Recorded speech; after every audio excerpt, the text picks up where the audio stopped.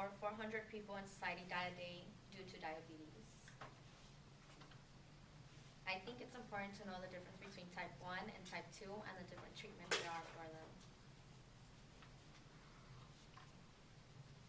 You might be thinking why you guys care, but I think it's important to know the why and the difference between type 1 and type 2 diabetes, because we don't know when we're going to be dealing with it ourselves or if our future children might have diabetes.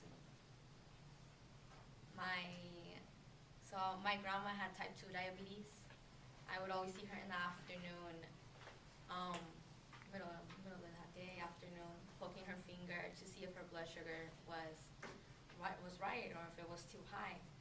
And I remember because it was funny that my uncles and my aunts would yell at her a little, not really yell, but kind of like get her like in trouble because she loves sweet things.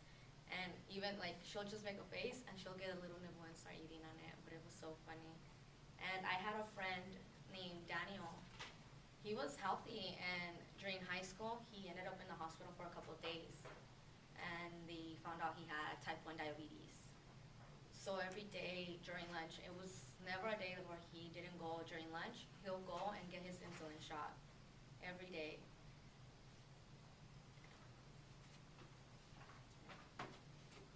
I feel like we have to be cautious and be informed so we don't make others feel less.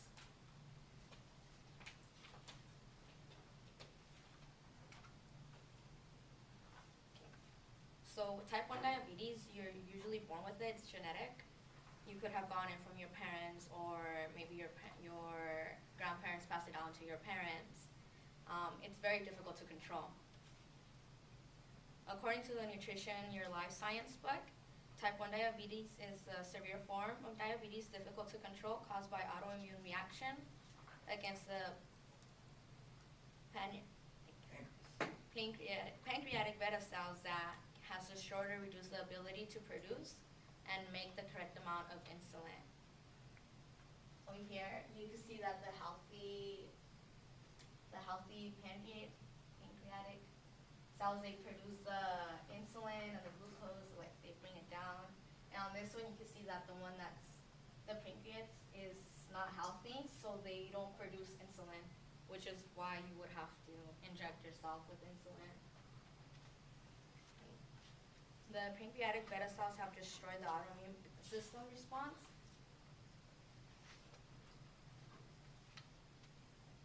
That's the insulin you would like go. They usually inject it on the side, on a soft tissue. Okay.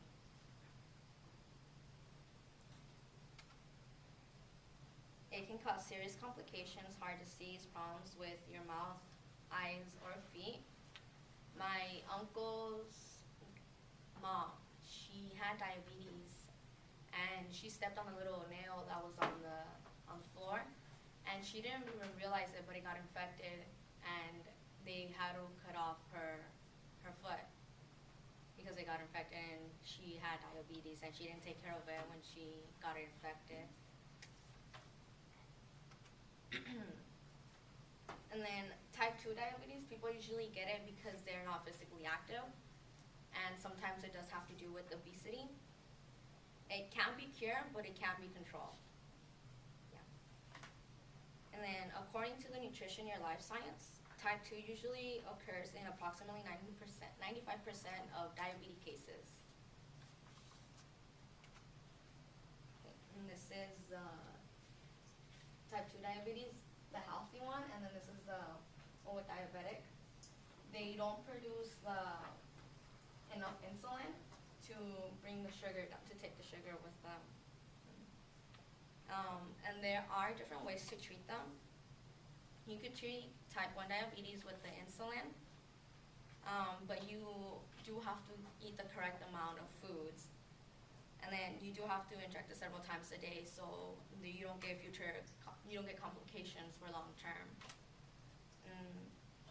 Type 2 can be treated by exercising, keeping a good diet, and sometimes they give you pills in which you could take so it produces the insulin that needs to be taken. And high levels of sugars in the blood puts a diabetic person at risk for heart disease, kidney failures, and many other different diseases as well. And okay, remember there's always a difference between two things, no matter how similar they seem.